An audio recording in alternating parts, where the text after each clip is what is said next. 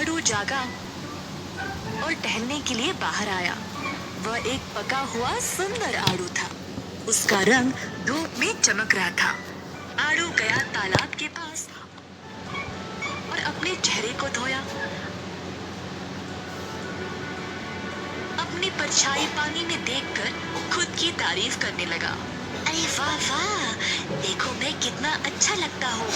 मेरा रंग उत्तम, मेरा आकार भी उत्तम, सारे फलों में मैं ही सबसे सुंदर हूँ। उसी समय वहाँ कोई आया। हाँ, मुझे नहीं लगता तुम इतने भी सुंदर नहीं हो। आड़ू हैरान रह गया और पीछे मुड़ा देखने के लिए कि कौन उसका मजाक उड़ा रहा था। वहाँ खड़ा था एक बड़ा चमकीला सेब। सेब का रंग था गहरा लाल और जो भी उसको देखता उसको जरूर खाना चाहेगा। उसके सिर पे थे छोटे कोमल पत्ते जिससे वह और रंगीन लग रहा था। क्या तुम्हें लगता है मैं अच्छा नहीं दिखता हूँ? फिर कौन है सुंदर? और कौन? मैं। तुम मजाक कर रहे हो? हम दोनों के बीच में मैं ही ज्यादा खूबसूरत फल हूँ।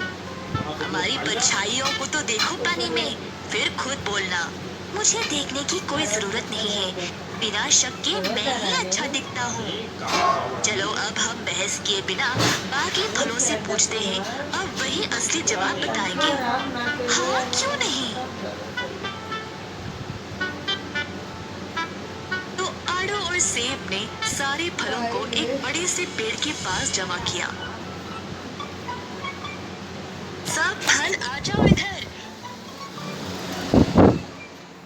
आज हम पता लगाएंगे कि सबसे सुंदर फल कौन है, मैं या आड़ू।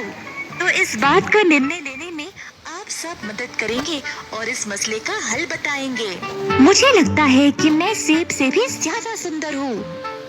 उफ, मैं 1000 वजह बता सकता हूँ कि क्यों मैं ही सबसे बेहतर फल हूँ। और कुछ ही देर में दोनों के बीच फिर से बहस शुरू हो गई और बाकी के फल बस खड़े होकर तमाशा देख रहे थे। किसी के पास भी तुम्हारे 1000 वजह सुनने का समय नहीं है।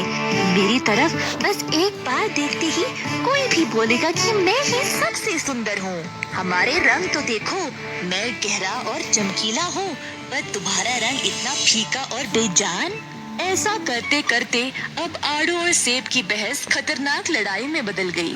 बाकी के फलों को कोई दिलचस्पी नहीं थी इस बात में, बस यही देखने खड़े हुए थे कि अंत में होगा क्या। आधा दिन बीत चुका और कुछ फल उब गए और वहाँ से चले भी गए। हाँ, जरा देखो तो, कुछ फल तो तुम्हारी बकवास सुनकर चले भी गए।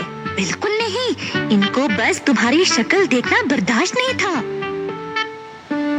तंग आकर एक काले जामुन ने अचानक से चिल्लाया, हे बस करो तुम दोनों, इस बेकार बहस से तुम्हें कुछ नहीं मिलेगा। अपनी लड़ाई छोड़ो और आपस में हाथ मिला लो, तभी खुशी से रह पाओगे। सेब और आड़ू अचानक से चुप हो गए। तुम दोनों छोटे बच्चों की तरह लड़ाई कर रहे हो। ईश्वर ने हम सबको अलग अलग रूप में सुंदर बनाया है। ये बगीचा इसीलिए सुंदर है क्योंकि यहाँ हम सब एक साथ रहते हैं। हम हैं जो एक दूसरे को सुंदर दिखाते हैं। यहाँ पर कोई भी किसी से ना कम है ना ज्यादा। तो अपनी लड़ाई बंद करो और दोस्ती कर लो। मैं ये बहस फिर से नहीं सुनना चाहता, समझे? आड़ू और सेब को अपनी गलती का एहसास हुआ और इतना बड़ा तमाशा खड़ा करने का बुरा लगा। मुझे माफ करना, मैंने तुमको बुरा कहा।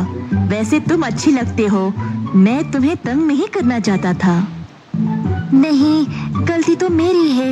मैं घमंडी बन गया और मुझे लगा कि मैं ही सबसे बेहतर हूँ। इस बगीचे में तो तरह तरह के फल हैं और मैं सबसे अच्छा तो हो ही नहीं सकता। सेब, तुम भी बहुत अच्छी लगते हो। चलो अब सब भूलकर दोस्त बने रहें, सब कुछ वैसे ही ठीक रहेगा। आड़ू और सेब ने हाथ मिलाया और एक दूसरे को गले से लगाया।